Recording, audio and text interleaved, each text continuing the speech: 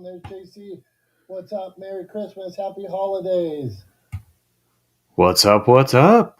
Happy holidays. Here we go. Last show before Christmas, the Christmas holiday. That should be Um, like a crazy show, like back in school, like when right before the holiday, everybody got all like hyper and just acted all wild in school. That's what should be going on here. right? Yeah, because it was like the last couple of days of school before the holiday break, right?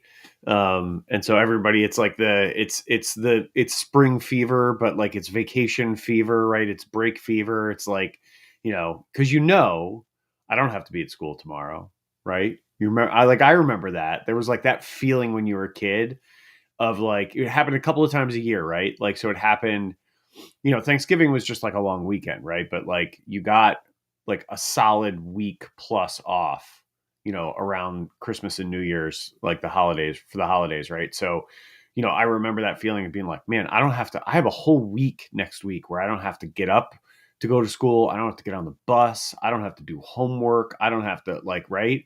So, and then it would happen again, spring break. You get that like week off at spring break and then like the last week of school before summer vacation, right? um which I heard somebody say something interesting, and I look, I have no like science to back this up, but I kind of it rings true to me anecdotally. I feel like this is kind of true, but somebody said the only reason that we like summer as much as we do, because their argument was objectively as a season it kind of sucks. But the only reason we like summer as much as we do is because of the school schedule that we had growing up and the fact that it was our free time. It was the only time we weren't in school during the course of the year. But objectively, like it's really hot during the day. It doesn't cool off much. Like depending on where you are, it's not actually the best season. It's not the best season to spend time outdoors. It's not the best season. Like you got to, you sunburns. And I mean, I know how you feel about, getting your base tan going and all that. We're not going to get into tanning again today. We've beat that horse. But yeah, I mean, I kind of like, I agree. I think like spring and fall are my two favorite seasons. And then like winter is third and summer is fourth. Those like that's the order of seasons. The only thing that like that Your summer. list is junk. What? I said your list is junk. My list is junk. There you go. Throwing it out there. Or what's your ranking then? Well, my list goes like this. It goes summer, summer, summer, and summer, and everything else. I'm trying to get more positive. I took up skiing just to be a little happier in that time of year, but in every other time but summer. So go on. I was just like, I don't know, that like that feels a little sad to me, like because summer's like it's a quarter of the year, right? Like barely barely a quarter of the year in the Northeast, right? Like you get really, like if you talk about like summer weather, like good summer weather, you get a solid 2.5 months, right? 2 to 2.5 months, maybe 3 months of like summer weather, right? If summer's really your thing. So it's barely a quarter of the year. And for people to make like it, everybody gives it this outsized, like grading, this outsized importance. And I think I kind of agree with this person that it's just because of the way our schools were structured when we were kids and like the vacation schedule we were on is really the only reason we love summer as much as we do, because Yeah, yeah, objectively it's yeah. not as good a season. Yeah, yeah, yeah. All right, not the smartest guys in the room. What's up, Dragon? John, Jason, Julie, Prop T, Doctor, and Matt. All right, let's do this. Let's talk. Let's. Tom's got a new book. Julie's grandfather came out with a new book. I saw them both doing videos holding their book. Love a video holding their book. I have to ask because one, it's authentic as can be because the people see when you hold the book. They can see all the emotion. They can see the book. They can see how you feel about it.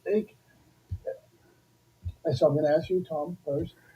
uh, How were the metrics? I know you don't love metrics, but on a video like that, were the metrics a little bit different?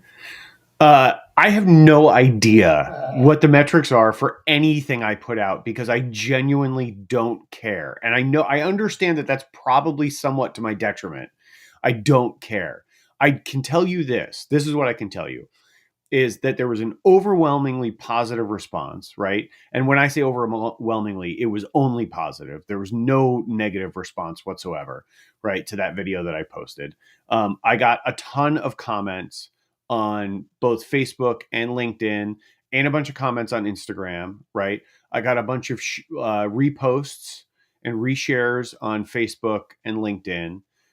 So the engagement was definitely very high, right? In terms of like, can I quantify that like on a spreadsheet? Absolutely not. Right. And I don't want to, and I don't care to.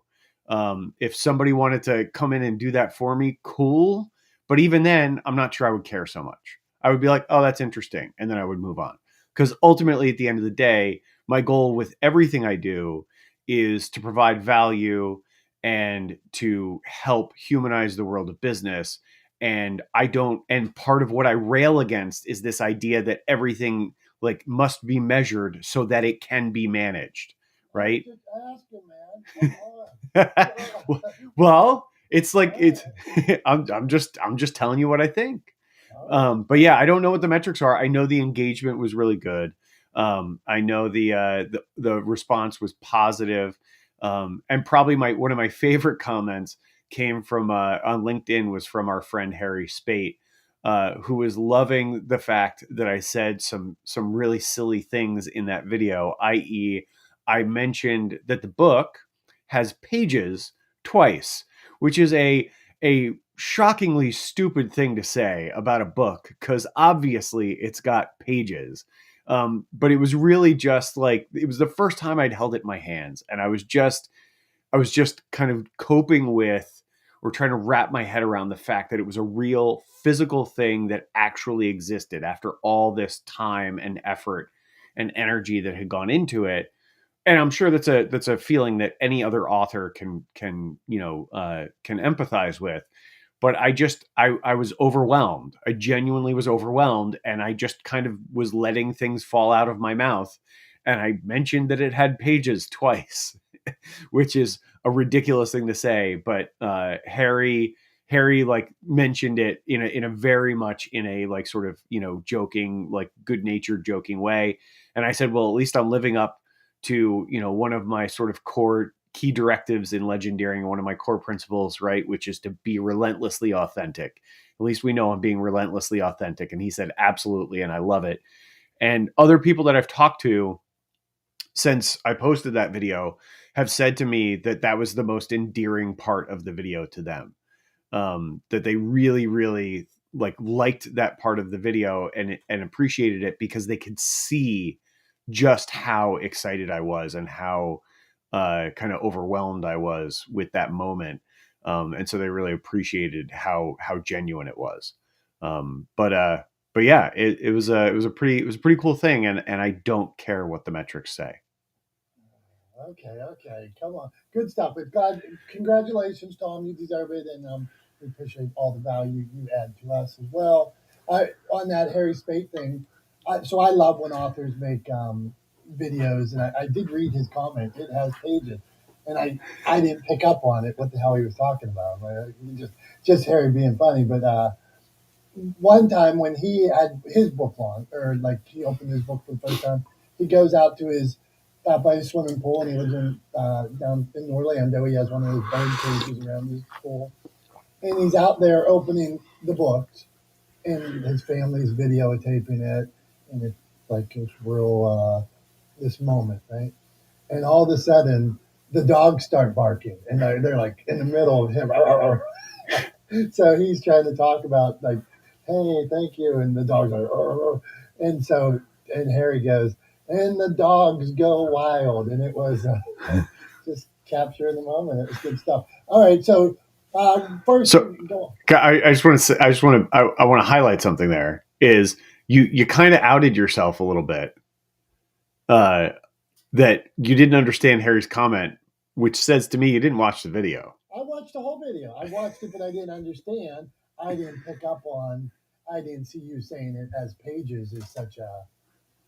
Gotcha. It didn't jump out at you, is what you're Yeah, it saying. didn't jump out. Oh, okay. Because the way you said that, like, I didn't understand his comment. I was like, did you watch it?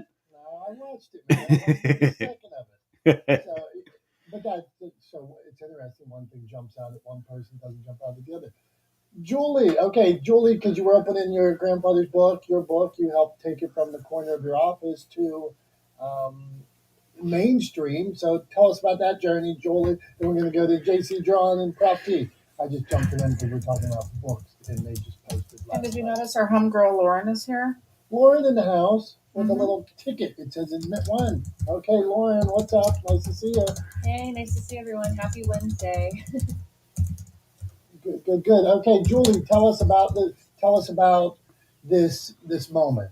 Okay, so the truth be told, thanks guys. I mean, like, sometimes I want to jump out of my skin going, oh my God, Tom doesn't know any metrics, but he does know engagement. So I'm so proud of him for sure. But the book has been like 40 years in the making. And I didn't know when I opened the book, the box, it was on my doorstep because I'm getting all these packages. And I started to open it up. I'm like, oh my gosh, it's here. So I had my husband, I go, just videotape me, bad word, just record this. And like, seriously, like the emotion was caught there because it was just like that lump in your throat. And I mean, it did get a lot of likes. It got, and not that I'm looking for likes, but I mean, it just speaks to when you have that raw emotion, social media or something, people can sense and feel it. And yeah, so it's been really great. And I don't want to brag, but it is #1 bestseller in like a couple categories, which I'm really excited about because that wasn't the point at all. The point was really just to get the story out. So I appreciate you guys, and let's keep this ball rolling. Okay, let's do this. Okay, we're gonna move around the room. We're gonna talk to JC. We're gonna talk to John.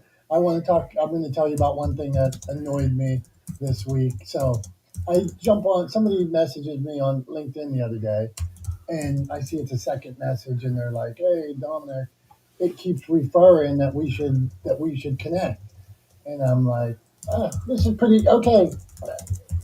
I'll bite. I don't know you. I will bite." So all of a sudden, I bite and schedule one-on-one. When I jump on the one-on-one, clap if this. You should boo if this has ever happened to you. But I jump on the one-on-one. There's like 5 other people there, and I'm like, whoa. And then the person that invited me is like holding court and asking like, what do you for your business? What are your business needs? And I'm like supposed to answer these questions in front of like 5 other people, and I just wanted to hang up the phone, like. But then I thought, well, there's 5 other people on the call. I shouldn't. That would make me look bad. So I go through it, and then at the end, I'm like, well, X, why don't you tell us what your business goals are? Uh, just the same question they were asking. Like I really was trying to. So anyway, I have a one-on-one with them yesterday. I bite again. I'm a sucker. So I bite again yesterday. Have a one-on-one. And this time it is. I almost want to see if there's going to be 5 people again, but it's just me and this person. So then they really pitch me on all their different services. And at one point, one of them is lead generation on LinkedIn. So JC John, I wanted to get into this lead generation topic. So they show me something and they're like, oh, look how successful I am. For $2,000, I can teach you how to do it. I'm like, oh, you're going to teach me or you're going to do it? So they're like, we're going to teach you. So, all right. So then now they're talking about this lead generation. I'm like, oh, well, maybe it's good for some of my clients or anything like that. So I'm listening. And then she's like, well, you don't seem interested. And now I said she's a she. So, okay. So I say, well, actually, I was in yellow page sales, I was in pharmaceutical sales, I was in insurance sales, and this is against everything I stand for. So I I see I see the value of it and how it could work, how we could get more leads in. But I live in a world where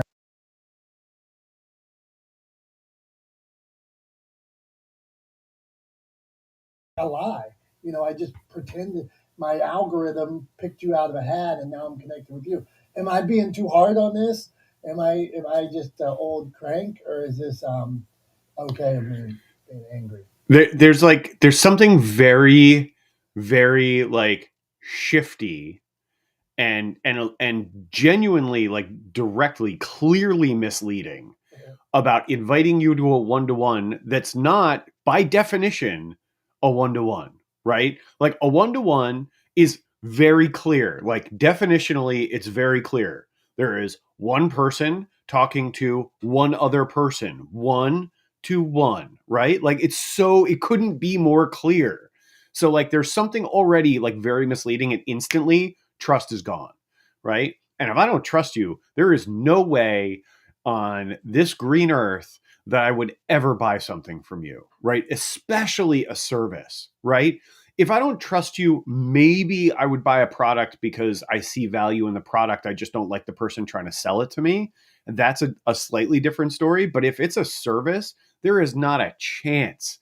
Like, it's chilly outside, but like hell has not frozen over. There is no way. There is no way that I'm buying a service from somebody that I don't trust, who has already misled me. Like the first step is misleading. You tricked me into like kind of a sales presentation where you're trying to like provide me with social proof, right? With like these testimonials and like whatever from these other people. And then you're going to get me into another sales call, right? Because that's what it was. It wasn't a one-to-one. It was a sales call. So like, let's call a spade a spade. It was basically what you're doing is you're trying to put somebody through an aggressive sales funnel. I was in it. Yeah, right? It's getting sucked right down. While calling it a one-to-one, like while calling it networking, right? So you're just misleading people. And like, if you're going to be misleading in your sales practices, like what else don't I know? What else are you not telling me the truth about? Like what else about your services are not exactly as advertised? Like where are the hidden costs that you're not telling me that are going to pop up after I've already signed a contract, right? Like not a chance. Never buying from that person. Would never happen, ever. All right, let's go on. Okay, so now you opened up. I don't even know if we should go this way. I think the room will like it, but it's gonna be a shit show fast. Okay, JC, you can share a tip, but if you want to share a business or marketing pet peeve, because maybe but this is good because I know as soon as one person says it, the other person's going to be like, I'm doing it and I love it. So, Are you, so we are you sure you want to you want to go down pet peeves? Because like I feel like this is a dangerous can of worms to open, not just in the room, just with me. Like I could fill, me, I could fill the rest of our time this morning just going over my pet peeves. Yeah, business. This is Jason, the architect, man. We need you. This is where we need him to just. If things get out of hand, I need you to come up here and just say, "Dom says next." Okay, JC, go on, man. What do you got for us? Well, I'm in the gym, so hopefully there's no background any boom box saying something. But I have a different approach to most things. So the one thing I would tell you is that I actually like to put myself into some things that I would perceive as pet peeves. And the reason why is I'm a big student of human behavior, but I just think that it's a great way to learn how to not do things, right? I mean, like your experience there, Dom, it's hugely valuable, to run into a snag like that and say, oh, I never want to be on the delivery end of this. But at the same time, I also like to learn, even though I don't agree with it. I'm always fascinated, like, how the hell do these people get results? Whether it is, tricking people into things, you can learn some valuable, tools and strategies through it. So I know this sounds funny, but I mean, you can remember something. The only way you can value the light is to experience the dark. So there is value in it. I actually purposely volunteer myself as a potential candidate, which is kind of fucked up in itself, because it's like I'm screwing them sort of by doing that. But um, I like to actually put myself into that funnel that I see a perception of it and just evaluate it. Just say, how did they how did they find me? How did I get into this position? And I want to see what their strategy is. Like if I all of a sudden found myself in a room and everybody was validating that person, Tom, I would be like, oh, okay, interesting. I see that there's other places as well. And I like to find out what I don't want. I really love, because there's another end to this, guys. Like everybody in this room can, preach that they're angels from heaven and they never have an agenda, but that's bullshit. I mean, everybody here wants something, right? And we're all trying to do it authentically and we like to think so, but, sometimes we can unconsciously find ourselves manipulating other people too. So that's my tip today is don't hate the player, hate the game. You know what I mean? It's the game that gives rise to these people. So I'm fascinated by it. And then the only other tip that I would give that's worked for me over the past 20 years now. Tom was talking about this week's coming. I always evaluate the herd mentality, and the herd mentality at this time of the year is everybody's just worked themselves to the bone, and now they're so excited to take time off. So I always use this other philosophy called, rather than taking a day off, I like to take a day on. So my philosophy is that you should have time to chill and decompress all year.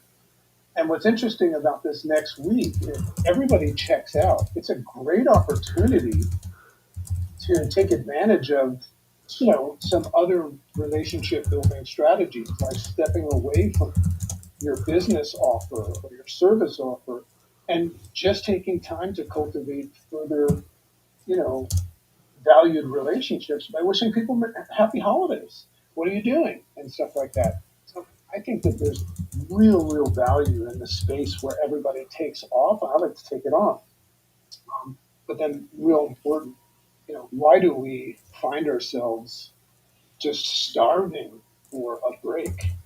I think you should look at your schedule and say, am I really using my time wisely? Because you should be enjoying every day of your life, not just like a couple weeks a year. So that's one tip. And I'm going to get back to the gym and listen to this stuff. I don't know if it's a good thing, but I listen to this when I'm working out. Hey, we'll take it. So, what is the workout today? Are you on an elliptical? You on a bike? You doing? No. You Julie will tell you because she was making fun of me yesterday. I actually hit it twice a day. So I'm in the gym right now doing chest and thighs, which is a fun day. But then later on today, I'll either go for a run or a Peloton. I'm a big Peloton fan. And she says stop, you're getting too skinny. And I'm just thinking, I'm getting ready for Creative Con here, man. Because there's a chance that I might take that stage with my shirt off, and I want to be ready. Okay. Oh, I said yesterday when we were talking about you being JC's our master of ceremonies for Creative Con, and we were talking about blowing the roof off the place, and he said we are going to blow the roof off the place. We just can't have the fire marshals too close, so maybe hopefully there's something else going on at the time. But if he took his shirt off, Heidi will make sure the fire marshal goes first. yeah, if he starts taking his shirt off, then I mean we can't control it. I mean, what's going to happen? The whole town Yeah, of but Chicago. we'll put him beside Greg Birch, and then it'll be a show. There you go. We do have Greg Birch coming, who's jacked. I've been watching the videos, and I'm like, damn, this dude's jacked. So, gotta step up our games. 2 a days, but anyway, good job, Dragon. Thanks for the tips. We will keep on. Don't hate the player, hate the game, is what he said. All right, John Jay, man. So John Jay's a straight shooter. You want to offer us a holiday tip? And feel free to give a holiday pet peeve if you want. The only pet peeve, I have a little tradition. Every day of the year, from Thanksgiving Day to Christmas Day, I wear a cheap Santa Claus T-shirt, and I do it for other people's reactions. So it's like I do the $15 less, usually red. There's a couple green ones, there's a couple gray ones, a couple black ones, but I do it every day. And for some reason this year, and I've always wanted to be in the Christmas spirit, always am. I am not this year at all. As a matter of fact, I find myself being testier than ever. So hold on. I need to know about this. So, well, what is your baseline? You live on the upper side of testiness. So, does your wife say that you're more testy than usual right now, or do you just feel more testy? Well, no, it's without getting really deep. I'm aware that my voice, my mannerisms, all those things can put people in fear. And I don't want that. So when I find myself getting angry and irritable, I have to look at not what I think is the cause, but I have to look at what the solution is. And that's for me to find a way to back down. So what my mother taught me a long time ago, if you have nothing nice to say, don't say anything at all. So therefore, all the things that have been said in this room today are absolute horseshit. And some of the biggest players that they mentioned did stuff, approached me on straight out sales pitches like you talked about. So, and they're the ones that talk a big game in these clubhouse rooms, and they parrot stuff they hear all the time, and they're full of shit. They really are. So I've nothing nice to say. I'm going to shut it on that note. Damn. Okay, that's fire, buddy. Okay, yeah. This is. I knew we could. I knew we could get this room fired up. Okay. John's going to town here, man. All right, that's good stuff, though. Okay, we're going to go back to Julie. Julie, until Tom takes the pet peeve away from me, because it was a terrible idea. We will go. We will. This business pet peeve. I don't think it's a terrible idea. I just think it's a very, very deep rabbit hole. That's a slippery slope. Man. Yeah. Hey, John Jay. By the way, if anybody watched the live stream, I too am like John Jay. I don't wear them all the time, but I find humor in them. I find humor in the cheaper the better. And you will see today I am wearing some weird shirt with a bow tie that is something about Christmas, and my kids hate when I wear them. So sometimes. More power to you. Bring on the cheap Santa Claus T-shirts. Yeah, awesome. Give me $5, man. That's what I'm talking about. Okay, Julie, go on. What do you got?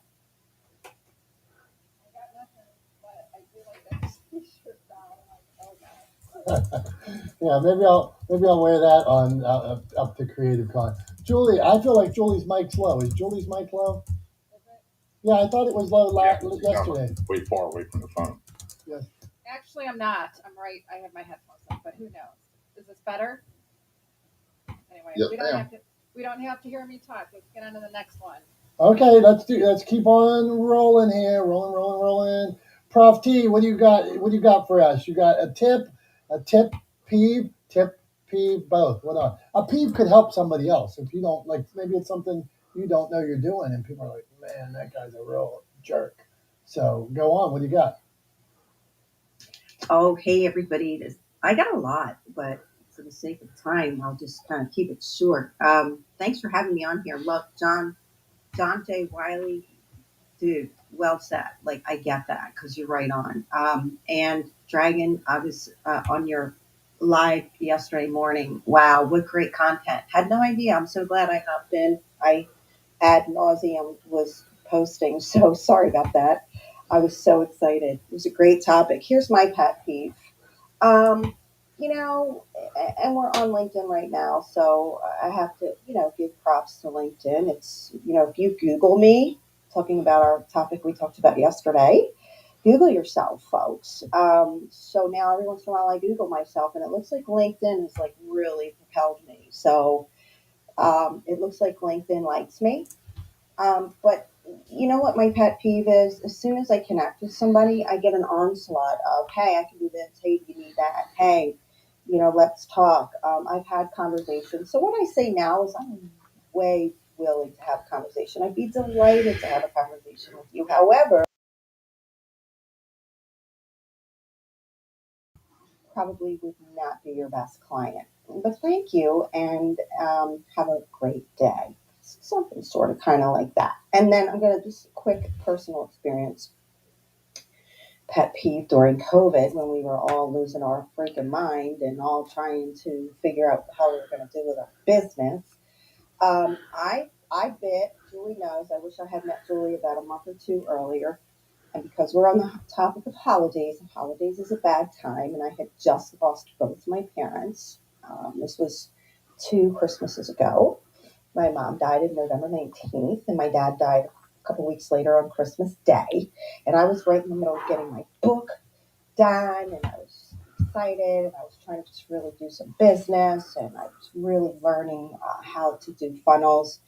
And I bit with somebody on Clubhouse, and I got screwed so bad. And I have a disdain for funnels. I learned a lot. And if somebody's guaranteeing you 30 grand in 30 days, my guarantee or your money back, it's bullshit. It happened to me.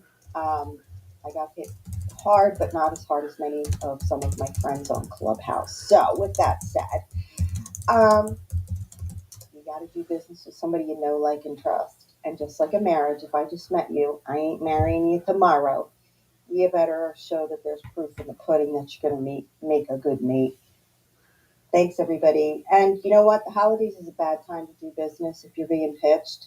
Because if you're really going through shit, like many of us are, hey, listen to Prof T cussing up a storm.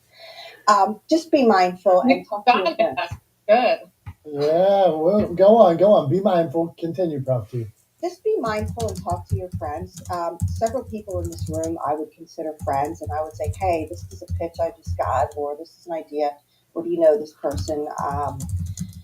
Just around the holidays, you got to just be mindful. You're at a low point, and as a psychologist, I can tell you that when you're at a low point, you tend to make more decisions based on your emotion, like Dragon said. Just be mindful of where you're at, what you're going through, and get good advice. So with that said, Merry Christmas, Prof T from Philly, where it is freaking chilly. Thanks. Back to you, sir. Thanks, Prof T. Appreciate you. And it is a good to point out that around the holidays things are different. I mean, just think most families are spending more money to buy presents and to pay more for the electric bill or heating bill or to have a dinner at their house. So probably does change buying behavior during that time if you're um, pitching people. So let's all right.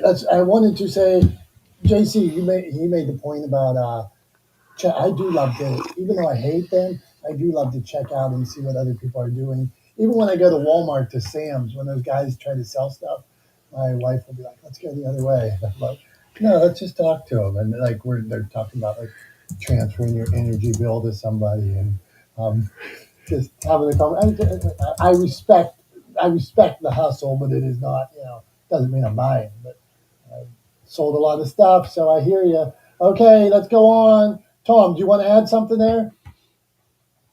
I'm good. Tom, I'll let you. Okay, we haven't heard from Tom, so Tom, you may give one small business pet peeve, but don't send us down the rabbit hole. Come on. All right. I mean, I wasn't going to say anything, but no, I think a big pet peeve of mine. I'm sorry, I don't have a little business pet peeve. A big pet peeve of mine is this idea that is embraced by so many businesses that you just like that you sell, that everything is sales, that everything is about selling, and really it's the sort of spray and pray methodology, right? That you just, if you pitch enough times, statistically speaking, some people will bite and you will make some sales. And it's a terrible way to grow a business. It's a terrible way to try to sustain a business. I actually genuinely believe that it's part of the reason why a lot of small businesses fail is because they try to adopt these spray and pray methodologies, this volume, this quantity over quality approach that a lot of big businesses take, right, or use, and and what they do is instead of being able to sustain that, because it's not easy to do, it takes a huge amount of cash, like it takes a lot of revenue and resources to outlay to be able to make that method work, right? It's not easily scalable. It takes a lot of investment to do. When you don't have that capital, you end up driving your business into the ground because you overspend on customer acquisition, right? Because you're doing this quantity over quality approach where you're much better off trying to reach fewer people, but developing real relationships with them, right? And doing that by leading with value, not trying to sell to them first, but delivering for them first to help build trust in the long term. That is how you build a sustainable, long-term, survivable business. And big businesses used to do this back in the 1950s and 60s, and even into the 1970s in this country. There was a much bigger emphasis for businesses to provide value to their communities, right? Than there has been, since the 1980s, really. And since the theories of Julie's favorite economist kind of rose to prominence Oh my God. in the 1980s. What? I didn't say his name. Pipe down. I didn't say his name. So, but anyway, Julie loves him. She always mentions him. But he's starting with you, Julie, and then he told you to pipe down. And he's like, he poked it, and as soon as you bit on the poke, he poked and then bit. Go on.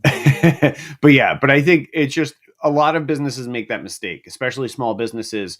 They try to emulate the behaviors and the practices of large businesses that have very, very deep pockets. And it's not a good way to grow a business. It's not a good way to sustain a business. And it's a big pet peeve of mine. Stop trying to just sell and actually start treating people like people. And you're going to see a dramatic improvement in how your business fares going forward. So just treat people like people, right? Let's humanize the world of business. That's what I'm about. Yeah, there you go. That's what you're about. All right. You got some hearts on that too. Okay. So now I'm working on my messaging here. So Dr. Tachi, give us one stocking stuffer, one gift, and then be like the Grinch and hand out one lump of coal for something that is a pet peeve, a business pet peeve, if you have one. Go on. Damn, I was going to give out all coal. Okay. You can go all coal. Give coal. If you start dishing coal, John Jay had some fire. So the last 20 minutes of the room, we're just going to go John Jay dishing coal. I'll be on everything. Okay, go on, Dr. Tachi. Well, these can be turned into gifts because you can do the opposite, right? So I don't like when people knock on my door for things. You know, it's summer all year round here, so people are constantly going around, selling this, selling that. I'm already trying to dive to the floor and duck from the people who are saying, do you have a few minutes to talk about Jesus Christ, our Lord and Savior? And now I have to also duck from you too. And the thing is, my entire house is windows, so I have to really don't go to the floor and just keep still so nobody sees me moving. So the thing is, it's like you can't even be me. It's in your own home. So I don't like when people do that because, that was the way to do it. And for some people, it still may be the way.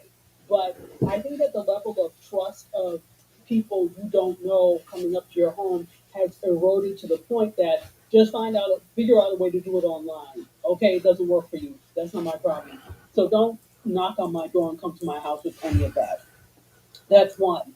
And then number two is I also don't like when people are just a chapter ahead of the students. So that's something that I adore as a professor.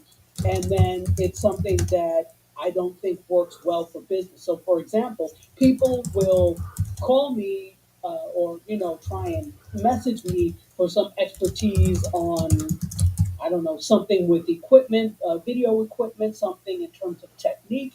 And then you see that they're trying to set up some sort of webinar, seminar, whatever uh, trying to teach this information to make money. Yet you don't have the expertise. And it's not that I'm hating, It's just that you tried to take the easy way out, and that bothers me. However, fraud is always discovered, and at some point, people figure out that you don't know as much as you purport to know.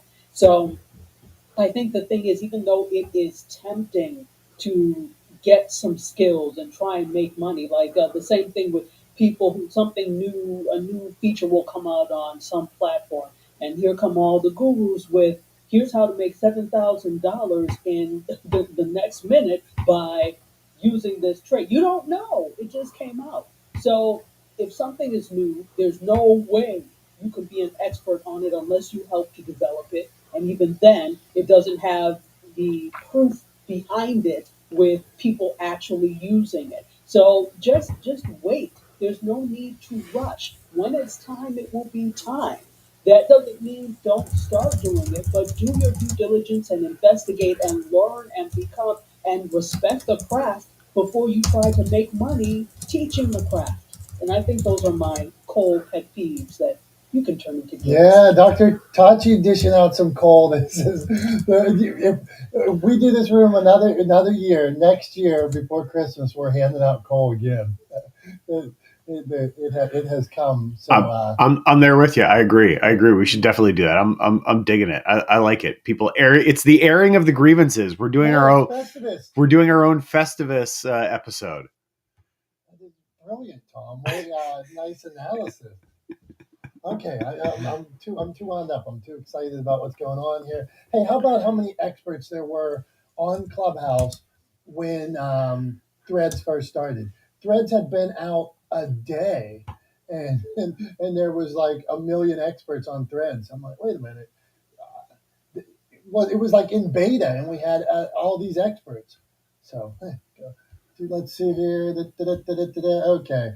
Hey, speaking of Creative Con up at the top, make sure you check the link. Get your tickets for Creative Con. We need to see you there. It's going to be action packed. Tom, do us a. How's your voice? Does Tom have a cool voice? Like, I want you to do like radio style voice commercial for Creative Con. Friedman in your radio style voice. Well, I need a script to read. If you want me to do you want me to do it? I'll pull up a script. I got a script handy. I'll pull up a script. Give me a minute. Okay, hold on. Yeah. We're moving on. Phil, you got to come up with some lumps of coal here. So, Phil, lumps of coal for anything that you've been sharing your story. You're starting to, you wrote your Newsbreak article. Any lumps of coal you came across along the way? Yes, sir. Good to talk to you. Good to see you, Dominic, and everyone. I just encourage everybody in this room to do two things at one time. Some might find it hard to do, but I encourage you to be extremely wise and protective, defensive for you and your family. Prof T just shared a story about how folks came along and it came like the wolf in sheep's clothing and they were deceiving and it cost you sometimes money, but sometimes it cost you pain and life. So just be encouraged to be very extremely wise and discerning about the people that you're talking to in these social media streets, the things that are coming to you, but especially the ones that are bumping into you at the grocery store or the guy that looks like the Amazon guy or the UPS guy that's bringing a package to your door. I mean, the scams are just crazy out there, you guys, and they come heavy and hard right now around the holidays. There's no doubt everybody in this room is going to get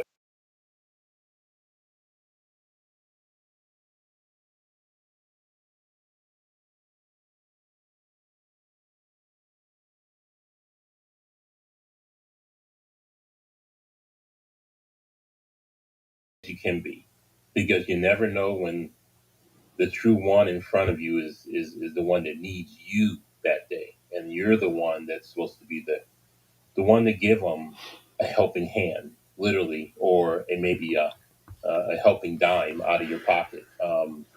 You can do both at the same time. It's just going through life with an open and clear mind.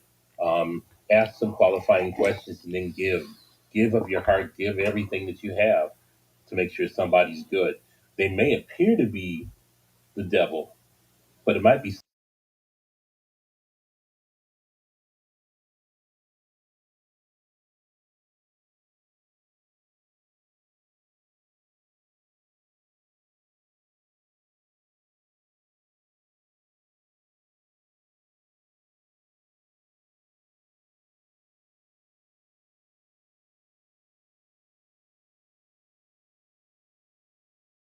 Thank you for the encouragement and the security tips. I know Phil's in security, so he dropped some security tips in there as well. It was well done. And Phil, I'm working on this, trying to live my life in this thought process of not looking the other direction. Instead of waiting for somebody else to act, instead of thinking somebody else is going to come along and make things better. Not that I am, or I'm probably failing miserably at it, but I'm just going to try not to look the other way, regardless of what it is. So just don't look the other way. So, okay, let's see. Before we get to Heidi, Tom is ready to read our Creative Con commercial. We can judge him too. We can clap and see how he does. We haven't dumped on Tom for a while, so yeah, bring it on. This is rehearsal free. We're gonna do one take and one take only. Here we go. Only. We'll do it in one take. We'll do it live. Yeah, I got a story about that if you want it at some point. Anyway, all right, here we go. It's time to get off the sidelines and share your story. Join us at Creative Con in Chicago at the Metropolis Performing Arts Center on February 17th and 18th, where you'll learn actionable strategies from experts and doers to turn your dreams into reality. Our keynote speakers, panelists, expert-led workshops, and networking opportunities will help you overcome your roadblocks and effectively share your message to the masses. Creative Con is where you'll find confidence, support, and a clear roadmap to success. If you've ever doubted yourself, this is your chance to step out of your comfort zone and make your creative dreams a reality.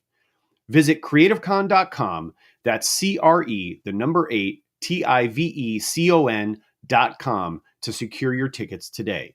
The future is yours. Speak it, write it, live it. Bravo, Tom. Bravo. So first, before I give you any credit, because I'm just a viewer, John Jay, if you were listening, did he pass, or what can we do to make Tom's commercial reading voice better? It sounded to me like he was reading. Now, granted, it's the first take, so that's the number one problem. We want to have commercials that sound conversational and really important and relatable. So he's sort of hitting some good points, but in his defense, it's the first read. And he is reading, yeah. It takes the second or third read to start getting to where you want to be.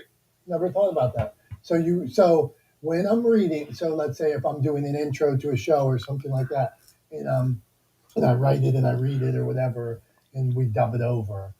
Really, you're saying, John, that I almost need to have it memorized, so I'm not reading it. I need to do it. Is that what you're thinking, John?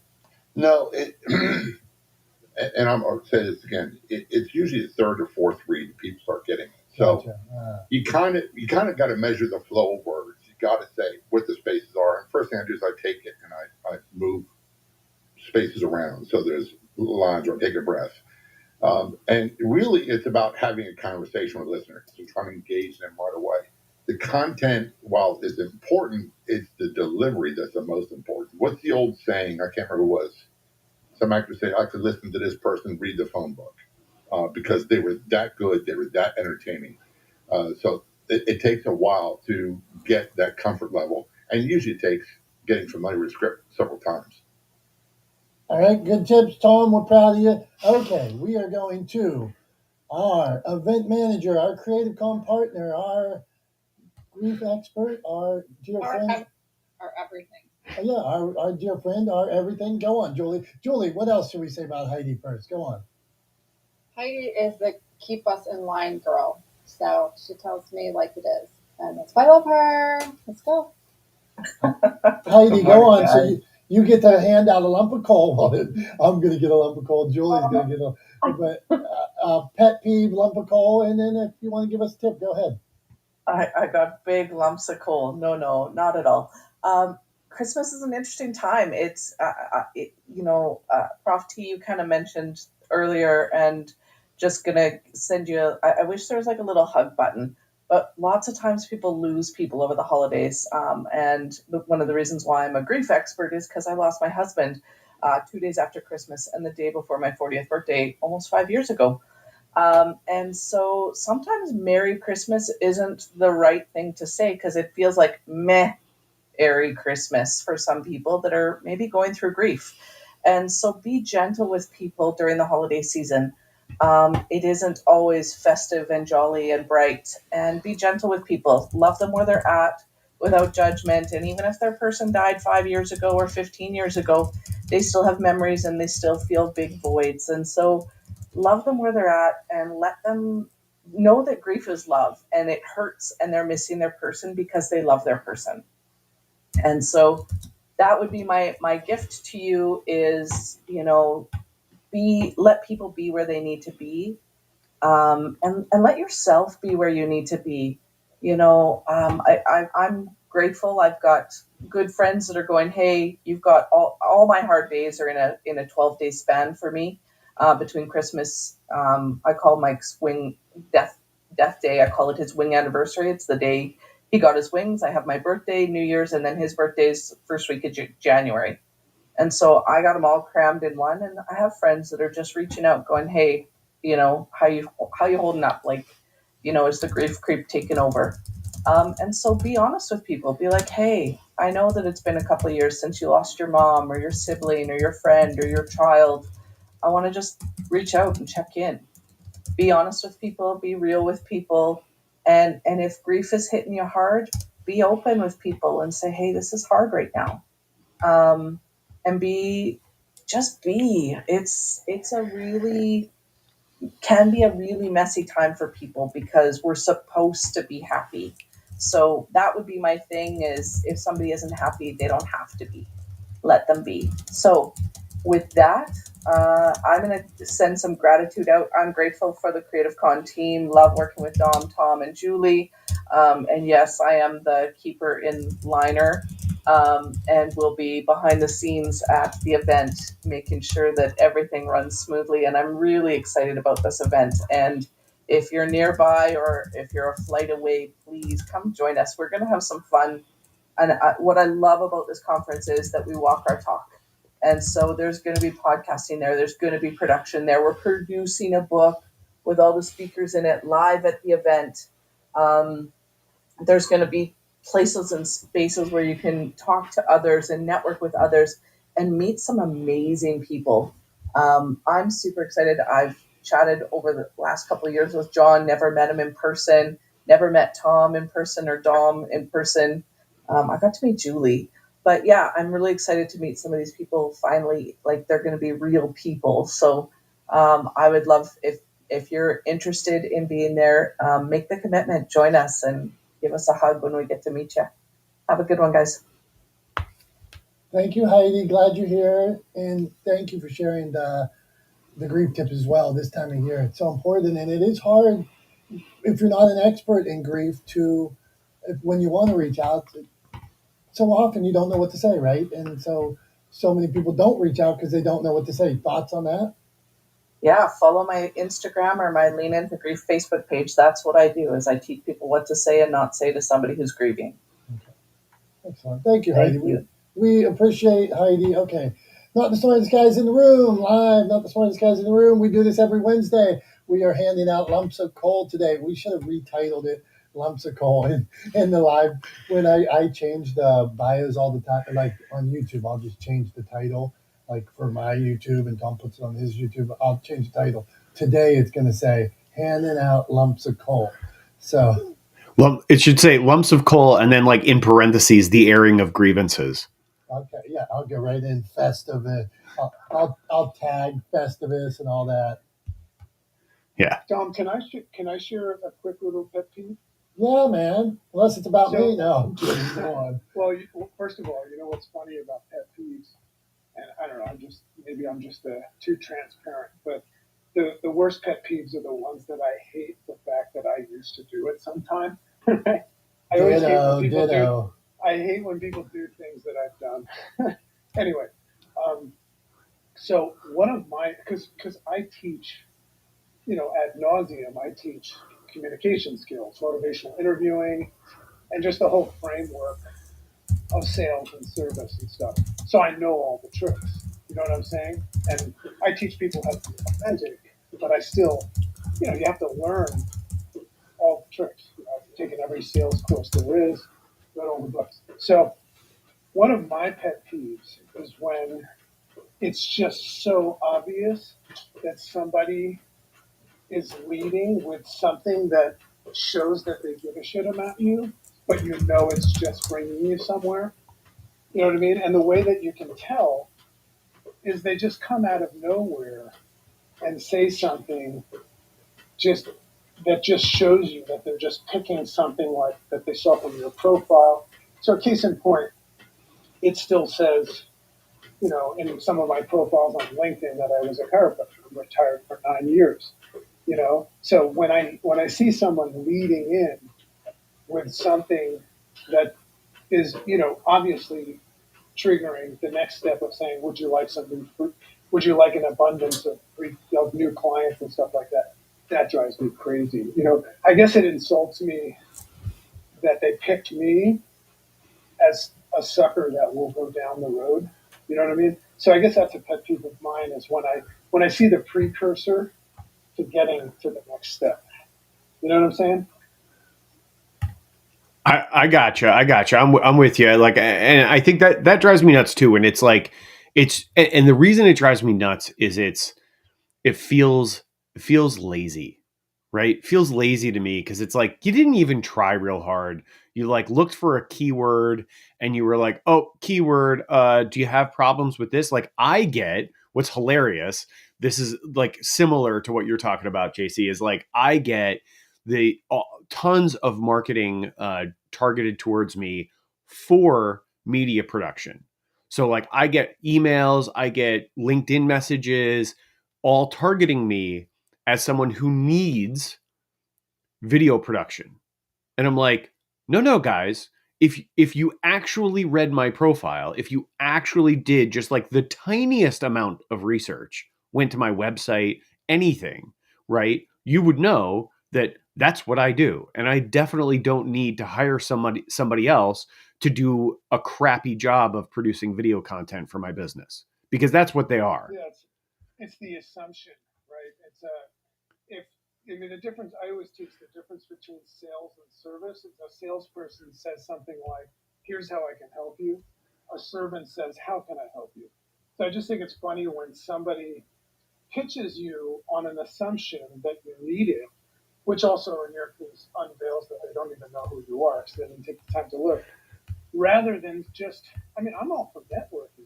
Like if I meet one of you guys and we're doing a little bit of you scratch my back, I'll scratch yours. I don't think there's anything wrong with saying, how can I help you? There's nothing wrong with that because then you have the opportunity to say, I don't need help. But when you make an assumption that somebody needs something, that's the thing that I do. Right. No, absolutely. Because the thing that's implicit in that statement is that you love your product or your service and you believe that everyone else needs it. And the truth is not everybody needs it, right? And the fact that you believe that just tells me that like you've drank too much of your own Kool-Aid and I'm not interested in talking to you. I have to jump in here. I think like having been in pharmaceuticals and insurance sales and yellow paid sales, I think the number at one point was like 20,000 sales calls that I had made at some point. And I mean, that's like the lowest estimate, but that's just throwing it out there. And you learn so much over those years, like how many guys where their wife owned the same business that you sold. So let's say I sold insurance, and if I thought they really needed my insurance, their wife sold insurance. They were never going to buy from me. It was dumb, and so you learn so many times over the years. Or to JC was saying, like I in insurance, I sold 401ks, I sold investment plans, I sold life insurance. I have all those things. One, to win a lot of contests back in the days. Sometimes you bought yourself those kind of things. So I have them all, plus I believed in them. But now people through LinkedIn, because you're a solo entrepreneur, you need this, you need that. What the hell are you talking about? Like, if you read a little farther, I used to sell those, or I have them, or to what Dr. Tatsu was saying, I know more about it than they do because they've only been doing it 2 years and I did it 10 years. So back off. Yeah, it really agitates me. I lump of coal handed out. But you know what's fun though is, I mean, unless you're just looking to curb stomp somebody for doing that to you. What's fun though is to say something like, "Oh my God, Tom, like, how did you know that I woke up this morning needing that?" You know what I mean? And it's just that would probably be the unhealthy version of my ego, just wanting to let them know in a different way. But it's fun sometimes. Like when I get a phone call, my wife and I are notorious for doing that. Get a phone call from a guy that claims to be our computer mechanic or something like that. Say, "Hey, JC, it's Raul, your computer technician," or something like that. And they're going down this whole rabbit hole where they want you to click on a link and screw you. So my wife and I will push record and we'll sit there and we'll pretend to be people that don't know anything about computers and we'll just bite up 30 minutes of his time, right? And then just, waste his time and stuff like that. So anyway, I guess that's a sick way of dealing with this stuff. So forget I said that.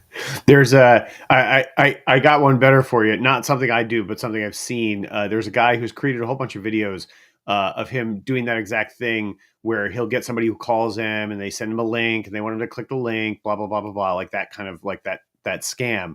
But he's actually a programmer. And what he does is he hacks them in real time while they're on the phone with him, and he figures out exactly where they are. And then he scares the bejesus out of them because he then starts revealing that he knows like where they are, what company they actually work for, like down to like the street address, wherever they are in the world. It's pretty funny to watch them sort of try to backpedal their way out of it and then ultimately just hang up. But it's interesting to watch them panic when he kind of flips the tables and turns the scam back on them. But yeah, I mean, I don't know. I think I think in terms of the sales thing we were talking about before with people, just trying to like sell you stuff that you clearly don't need, or like reaching out to me for like, offering me production services. And it's like, that's exactly what I do. You clearly didn't try real hard. I generally just kind of like let it roll off my back because it's not even worth my time to react to it. But I do find it really amusing. Whenever people do that, when they reach out and offer me production services, and I'm like, it's the laziest, silliest thing in the world. But yeah, I had something else I wanted to add and I totally lost my train of thought. I was going to add it and then we went down.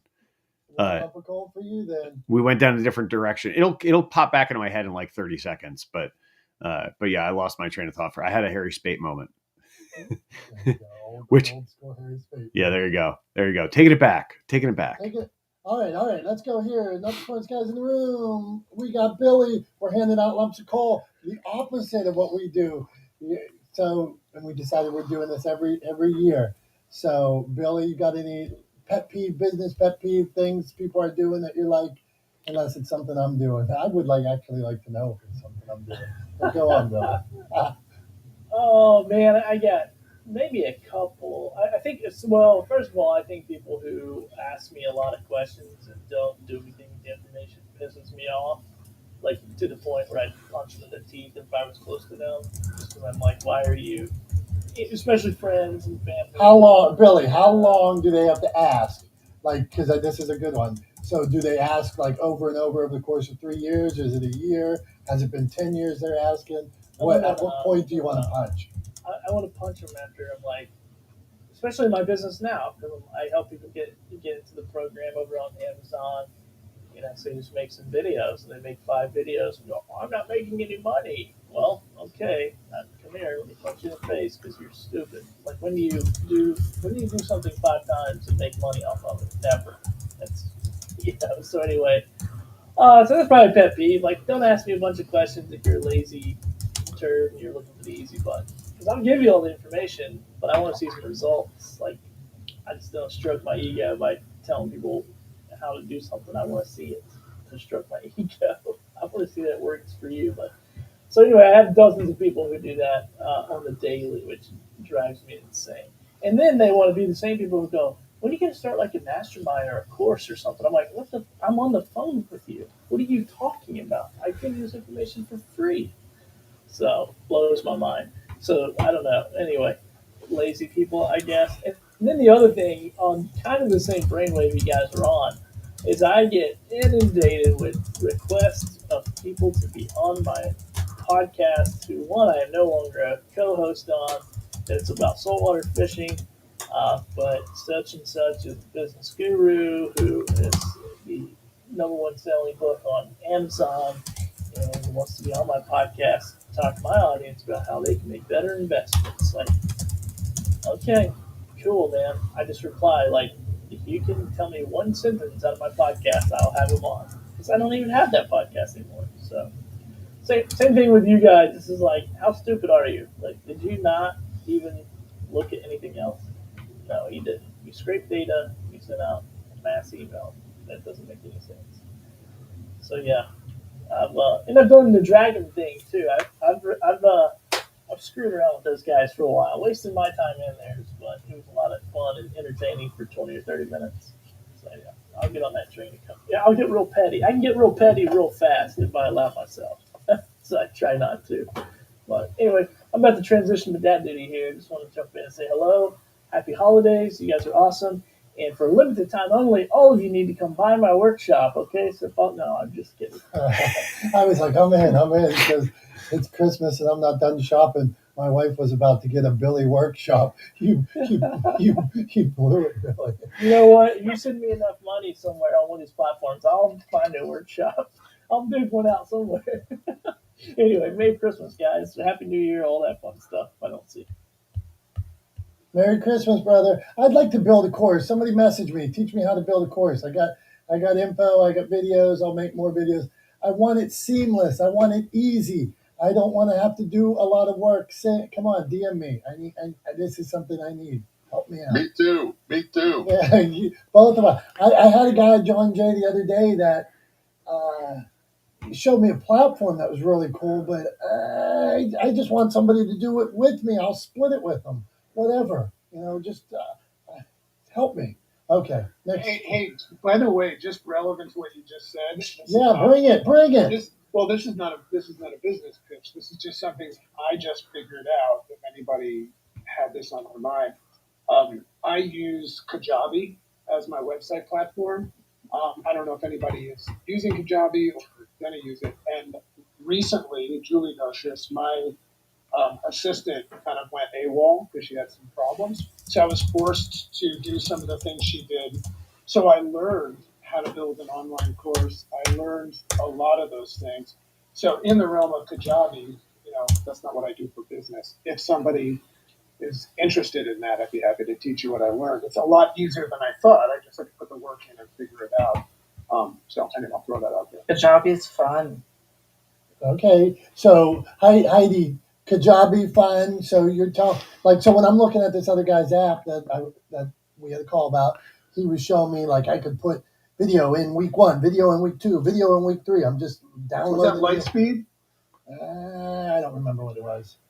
Okay. I should know. Yeah, sorry. Kajabi lets you do that. It lets you drip a course so that all of that. And build stuff. registration, landing pages, email, and all. I wonder if I have a friend who would love to help a guy with that, who is in the third row, third picture down, and that wants to call me sometime. That would be you, Heidi. Anyway, okay. Let's reach out, Dom. I help Michael with his Kajabi, and he helps me. It's all good. I can help you. All right, cool. Heidi, yeah, see, booyah. John, don't try to steal her before I do. Okay, Lauren, we're handing out lumps of coal. You got a lump of coal to hand out, Lauren? You can give us a tip, too. And Lauren is so sweet all the time. I wonder if she has a lump of coal in her deep down. She'll be like John Jay. It'll be last 19 minutes. All Lauren's lumps of coal. Go on. No, believe me, every once in a while, I definitely kind of dishing something out here and there. So it's fun for me every once in a while. Don't worry about it. But yeah, no, I guess pet peeve for me would just be people not being straightforward with their intentions. And what got me thinking about that was all of the LinkedIn messages and like sales pitches that people were talking about of like, if you did your research, you'd kind of know more about what I do. But just like, I don't like having to like do the whole dance, be like, okay, what is it you're looking for? What is it that you're trying to pitch, or like what you're trying to say to me? You're being a little vague.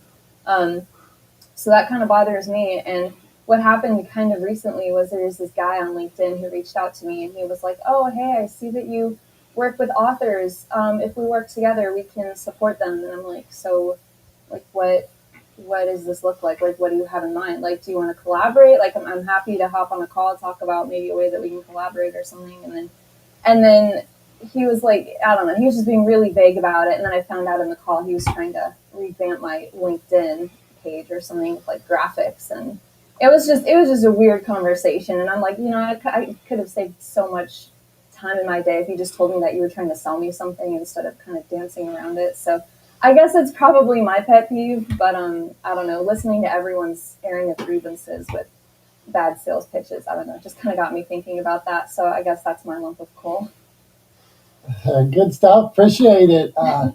There's so many slimy things out there, right? I have to share one that one time. And so John Jay, we talk about like, you get a lot of people in this room host podcasts. I do not host podcasts, but I believe in being a guest on as many as you can. So I hosted about 100 back in the day. I've probably been a guest on 200. One day I was, so this is where I'm going with this. That was different. But one day I'm supposed to have a one-on-one call with somebody. All of a sudden, I get on the one-on-one call. He goes live, and it's an interview for his podcast. And the guy's all over the place, and he's talking like right off the bat about like marijuana and stuff like that, and wherever we stand, But I was surprised that we were having a one-on-one call, and it's his podcast. I'm like, what the hell is going on here? And political rants and stuff like that. So very odd. He gets a lump of coal. Go on, Bob. What do you want to add? Yeah, I was going to say that's a big F for that. I wanted to ask Lauren a question. I was curious, what her thoughts were on what I said earlier about when you asked me about the metrics. I was curious to get Lauren's honest reaction to what I had to say. Can you remind me again? It was the metrics with what, LinkedIn? Well, it was the metrics on the video I shared of me unboxing the proof copy of my book the first time I held it in my hands, and Dom asked me what the metrics were, and I said I don't know and I don't care. Oh, yeah. I mean, I guess for me that'd be like more of like an in the moment kind of thing. Like when you say metrics, you're talking about like your reach or like your like the numbers and stuff on the back. Yeah, I asked him, Lauren. Mm-hmm. I thought that it was an authentic video. It was a good video. I thought maybe he would check back in and see at the actual metrics and see what they thought. So he said he didn't look or care. So go on. Yeah, I mean, like, if it were me, like, it would be very, like, in the moment, like, oh, celebrate this moment with me. But, like, out of curiosity, like, I might look and just be like, oh, curious kind of how did this thing perform? But if it did great or if it did not great, I don't think I would really care either way. It would just be more of a curiosity thing. But I think if you're like really happy and proud of yourself for something that you do, it's just like, however this video does or however it goes, like I'm just happy to be, sharing this moment with other people. But like I would check out of curiosity, but like whatever the result is, I wouldn't really care about it personally. Cool. I appreciate that. Yeah. I mean, it's one of those things. I honestly, truth be told, I genuinely don't even know how to go into like the back end on any platform to look at performance metrics on any of my content. And that's because I think generally speaking, people put an outsized emphasis on performance marketing. And it's also because at the end of the day, a lot of those metrics are junk and they're designed by the platforms to look like valuable information, but really all they do is give you a little dopamine bump, right? And get you to keep coming back for more, right? So those... No, go ahead. That was pretty much it. Go ahead. No, well, it's interesting because when I like when Instagram was still relatively new, I was in high school, and a friend of mine was like, "Oh, you should download this other app," and it was like a whole back end dashboard with like all these like analytics and like information on it.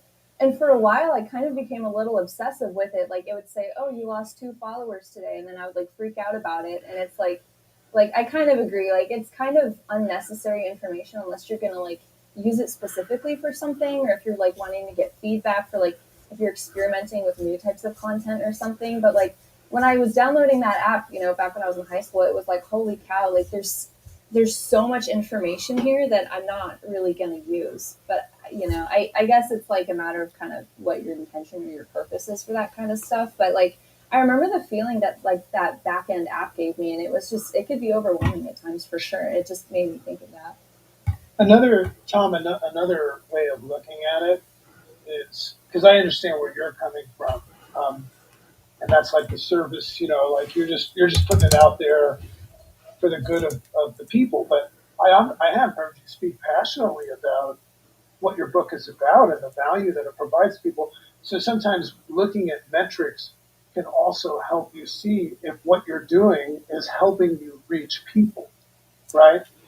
So that's when I started to look at metrics, is from a mission standpoint. If my intention was not, focused on popularity and all that stuff, but it was mission based of getting a message to people, I wanted to know if what I was doing was working, right?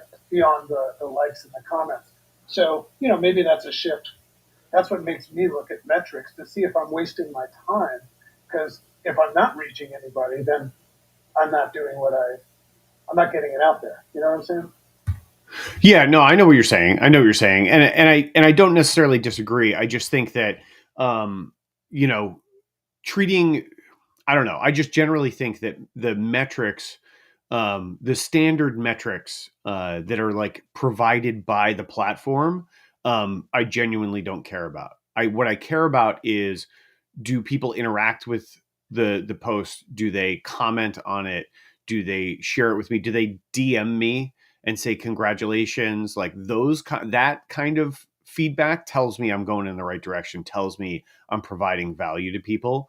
I don't care like a lick about any of the information that the platform gives me, because I know what the platform's doing, right? The platform is trying to keep me on the platform for as long as the platform can keep me on the platform. They're trying to get me to create as much content as they can to help keep other people on the platform, because at the end of the day, there's a nearly $300 billion a year advertising spend on social media, and that's what they're interested in, those advertising dollars. And the way they get those advertising dollars is by keeping people on the platform. So they're all after the same thing. As a business, their goal is to keep you on the platform for as long as possible so they can get as big a piece of that $300 billion, almost, it's like $270 billion a year, $270 billion a year in advertising revenue, right? So like, that's why I don't care about their metrics, because I know what their metrics are designed to do. They're designed to keep me on the platform. They're designed to give me that dopamine bump, right? To give me a little oxytocin, to give me a little endorphin release, to keep me on the platform and to help keep other people on the platform. Like that's the goal, because that's how they make money. That's the business. That's what they're selling, is our attention, right? They're selling our time and attention to advertisers, right? So it's just, I look at it for what it is, right? And I think a lot of people have a hard time kind of separating that for themselves, but I look at it for what it is. The metrics given by the platform are absolutely not objective. They are skewed to make you want to stay on the platform. They're presented in a way to make you want to stay on the platform, right? That's because that's what they want. That's what they need. That's how their business works, right? $270 billion a year in advertising revenue for these businesses. Like, Another pet peeve is That's what I was just going to say. JC said in the comment, Tom is handing out another lump of coal to metric. Metrics get platform metrics get a lump of coal from Tom. Hey, did you guys? I wonder how many of you are TikTokers, and I could scroll early on to your TikToks. Let's say your first 10 posts, in everybody's first 10 posts on TikTok, let's say you have 2 followers at the time, you might not even have a follower. I guarantee in your first 10 posts, everybody here, they have one that bumped up a lot higher than all the other. I'm talking like 100, 1,000, 5,000, whatever your views are. It's so obvious to Tom's point here. They try to get you early. First, they're not giving it to you on the first one. Then early on, they're gonna throw one out to you, so you continually chase that carrot. So, okay, Leslie, we're handing out lumps of coal today. Unhealthy lumps of coal. I say that because Leslie is all about health. So, Leslie, anything a pet peeve like Tom and metrics or whatever it may be, go on. Be a Grinch, hand them out. What do you got? Love it. Hey guys, great to see everybody. I guess one of the several is when I started on social media several years ago, and people found out I have a podcast and they wanted to be on it. And at the end of the day, they were basically wanting to be, they wanted to sell me, quote unquote, invest in Bitcoins. But they flipped the switch because they presented themselves, and the way that they mask it on their Instagram is healthy, I eat healthy, I exercise, whatever. And when people are like that, I'm going to listen, and I embrace people like that want to flip the switch with their life. But it was slowly, hey, I'd love to be on your podcast. I want to speak into this, and I can help people monetize and grow and invest. And that was the red flag there. So their intentions were not true. And that's just a waste of time for all of us. And I'm sure we've all had that. So that is my lump of coal. That wasn't bad. That was easy. I put like $100 in Bitcoin and I lost the password and could never get back into it. So yeah, that's not cool either. So Leslie, good lump of coal. We appreciate you, and we always appreciate you when you stop by. All right, this is perfect. So we're nearing the end of the room. So I'm not Jason. He likes to hand out lump of coals. So I'm not going to you yet, Jason. First, I'm going to do my show and tell because my computer was down last week. And so college jerseys still hanging in my room. I played Division III. A buddy of these bought this for me. He brought me 2. Another one I look at there. It's a white one. But when I started to think about the story I'm going to tell, college jersey, played, started, that kind of thing. But I remember in 7th grade when I got cut from the team, I walk in the driveway. We had a barn, and you walk down this long driveway, and my mom's looking out the shit. My mom's looking out the door, and I show her. I just did the slash across my neck, saying that I got cut. My mom cared more about it, and not necessarily than me, but she was always there for me. She was at every game after that. She was screaming louder than everybody else. She took me to the YMCA at 6 in the morning, at noon, so I could go play men's basketball and all kinds of stuff like that. So it was going to be about that, but I'm just thankful to my mom. So I just want to move on. That's what I got, Tom. All right, so let's go to Jason. Let's get back in the spirit of being a Grinch, and let's hand out some lumps of coal. Jason, you ready? This is your moment, man. This is the straight shooter, Jason. Hand out some lumps of coal, things that make you mad when it comes to business. Go on. I'm probably not going to dish out a lump of coal because why am I going to give you something to burn? All right, there you go. You got to think about like you have in business. This is what I will tell you. You have to constantly remind yourself to train yourself to not be offended, no matter what a client or potential client, customer, or whatever person to engage with. You need to be less offended, and everything is an option. You always have an option to exit, and you always have an option to enter. And when you do these things in business and you're less offended, if you practice this constantly in business, no matter what anyone else does, until it furthers you, until you receive payment, and even after you receive payment, until the work is done, then there's nothing to be truly offended. And the second part to my thing is like, if I were to say any particular pet peeve, I don't want to hear about the next year until this year is finished. I can't stand these people most of the time. I really can't. I mean, that's letting people know into my psyche, because to me, I have never achieved anything by looking too far ahead. So really focusing on how are you evaluating this year? How have you evaluated from start to finish? Did you put the right efforts into the right things to produce the fruits and harvest and labor that you truly desired? Or are you just gathering a bag of coal that you could use that for burning? You can use that for other things. Whatever angers you, whatever frustrates you, can you think about why it gets so much fuel?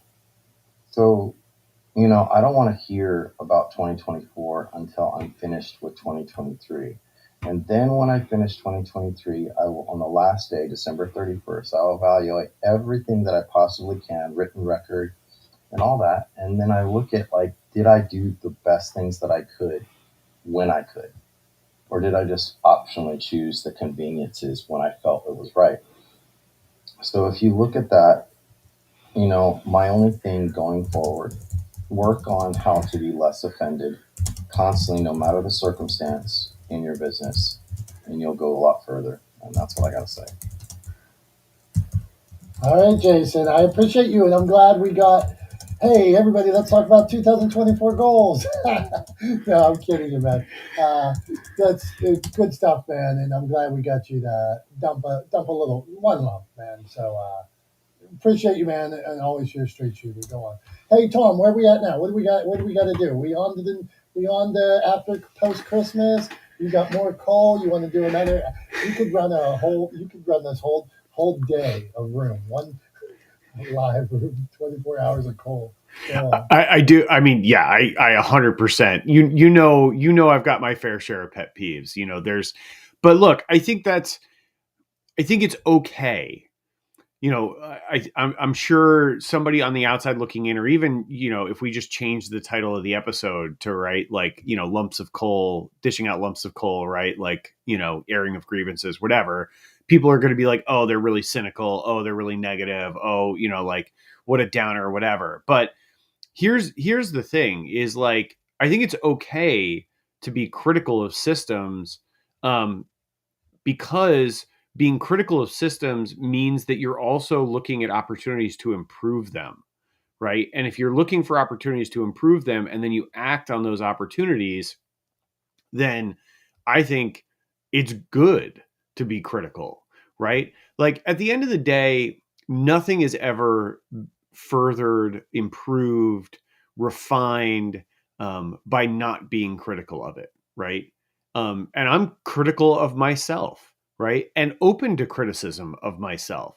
Like I said earlier, when I was, when I was talking about how I don't care about the metrics on my posts, I said, and I'm sure there are people who would turn around and say, yeah, but Tom, here are a couple of ways that the metrics could actually really help you, right? And JC kind of hinted at this. But I'm sure somebody who, like, is a data-driven marketer could explain to me how there's a couple of things that I could check in on, that would actually really help fine-tune my content and help me bring more value to the community that I want to serve. I'm open to that. I know I'm not doing everything perfectly, far from it. But I think the only way you can do that, is if you're both critical of things, but also open to criticism yourself.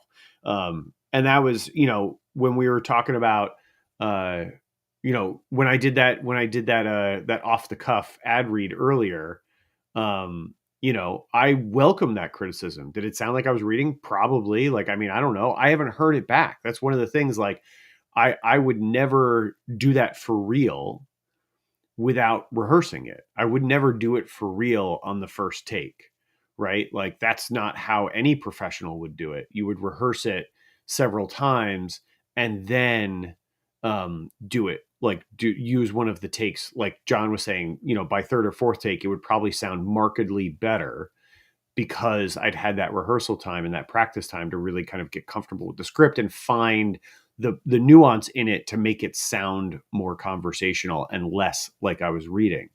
But yeah, so I'm totally open to that, right? Was it perfect the first time? No. Is anything I do perfect the first time? Not really. But that's just the way things are, right? So, like, I think it's good to be critical, you have to also be open to criticism, and then you have to act on it. You have to actually do something with it. You can't just run around being negative all the time, right? You have to actually act on that criticism. You have to put, as Heidi likes to say, you have to walk the talk, right? So, Jason, did you have something you wanted to add on there quickly? Well, I just want to add a perspective of just shifting something here. When I heard the description of what people thought of your intro, I thought it was a critique more than a criticism. Because if you look at the two words, criticism is the expression of disapproval of something or someone based on the perceived faults or mistakes. But it's also the analysis and judgments of the merits of the faults.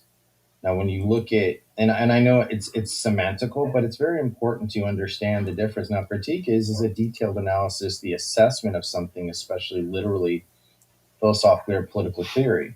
But it's to evaluate in the detail of an analysis way that makes it what it currently is. So I think that when we use those words, a critic or criticism, we have to think about, is it on autopilot that we're maybe misinterpreting something? Because I think you did fine. I mean, just for a dry run through, did it sound like a Hallmark commercial to me? Yeah, kind of did. But I mean, would it sell me? No, but that doesn't mean that, hey, this is what I'm reading as it is. So, but it's not to be taken personal. So, when you were saying about the critic, the hard line, assessment, that I've got to look at the metrics. That's how your mind assesses the situation, that there's an urgency. But where's the benefit and where's the fun? And when you look at the benefit and the fun, what you get to do and correct and improve each time, your outcomes lead by 150% of an increase. And I say this because I've proved it. So my encouragement before I get out is to think about the delivery in which you automatically use those two words, criticism and critique, and think about the benefits are going from this point forward and never taking offense, because it makes us all feel in some way when we use the word criticism like it's a power struggle or it's a power of approval. But if I critique it, I can receive it a lot better. And that's what I wanted to end with. So hopefully this benefits and gives you something today. Thank you, Jason, man. Appreciate you. Appreciate everybody in this room. Hey, John's back. All right, before we go, we handed out enough coal. So we're gonna stuff stockings with some good. So the pressure's on. So I'm going back around. We'll go Lauren, Heidi, John, Dr. Tachi, Prof T, Julie, me, and then Tom will wrap us up. Just give us one little tidbit, Lauren, something encouraging to leave us with this holiday season. Go on. What do you got? I would say that probably one of the most underrated things that makes the biggest impact, that's always good for people to practice, is really good listening skills, like just active listening, whether you're pitching to someone, whether you're speaking to someone, whether you're having just a loose, casual conversation with someone. Don't underestimate the power of active listening. Well done. I will not interrupt. I am listening. John Jay, what do you got? Yeah, I would leave with this. If you are a podcaster, do not be afraid. If you have a home studio, do not be afraid to contact radio stations about voice tracking. That's what I just did. And sometimes they'll let you promote your own social media and other things in return for that. So seek collaborations that can produce results. Be very weary of people who said they want to collaborate and network when they're looking for you to give them a paycheck. That would be my closing words. Thank you. Appreciate it. Dr. Tachi. She's listening. Maybe we'll hear her later. Prof T, a tip. What do you got? Stock our stuffing. Stock our stuffing. That was right. Okay. Prof T's not here anymore. All right. Hey, I see her in my picture. Whatever. Julie. Refresh your screen. Okay, let's see who's here. Okay. Julie, want to leave us with a tip? Who knows, Tom? We're done. My tip. Appreciate every second this holiday season, whether with one person, 100 people. Just appreciate every second. Magnificent. You want to leave us? Oh, she was here. She's gone. Tom, take us home. We're out of here. All right. So yeah, I mean, I'm right with you. I think appreciate every moment, and I appreciate the small things. Right. I want take a moment, take a pause. We were just talking about how a lot of people are taking some downtime towards the end of the year, which is a pretty common thing around the holidays. And I think taking some time, shifting focus, maybe a little bit away from work and a little bit towards friends and family, is not necessarily a bad thing, right? So when we do that at this time of year, I want you to take a moment to appreciate the small things, because I believe that intention is really in the details, right? The details and the small things of how people do things and what people do really reveal to you what their intentions are, right? And this is not a holiday story, but I wanted to show you guys something. For those on the live stream, for those listening, I'll have to just describe it for you, but I wanted to show you something. So we've been talking about the video I did of my book, Legendary, come out when I pulled this proof copy from the printer out of the box that my publisher sent me. And one of the little things that I hadn't noticed, even in looking at like the cover art, and approving the cover art and all of that sort of process, right? Like even the layout and the design process, all of those things. I hadn't noticed this little thing, but it's this little detail that I just absolutely love, that shows me the intention with which the graphic artist that did the cover art, that kind of brought my vision for the cover art to life, put into the work that they did. And it's this: if you look at it head on, you can see up at the top of the cover, there's a spotlight, right? There's a light. In the industry, we would call that a Fresnel, but that's neither here nor there, or an HMI. But either way, there's a light, right? And that light is shining, putting a spot on the word legendeering, right? And what you don't notice just from looking at the cover is that the stand or the arm that light's on, that's like right up here. If you turn the book and look at the spine, that line turns into the L on legendeering, right? So I'll just hold it so it's in focus. You can kind of see. So if you look at the cover and you follow that line around to the spine, that becomes the L in legendeering on the spine. And it's that little detail is my favorite thing about the cover art on this book. And it sounds ridiculous, but it's because what it tells me is that the person who helped me put this cover art together, who helped make this book look as beautiful as I believe it does, I think it really stands out. I think it's a gorgeous, gorgeous cover. Really cared about what they were doing. Their intention was to excel with the work that they did. And so that's the thing that I want everybody to pay attention to. Look for those small little details. Look for the small things, because that's where people really reveal their intentions. And when it comes to friends and family, it's those little details, those little small things, is where people really show you how much they care about you. So keep an eye out for the small things. Intention is in the details.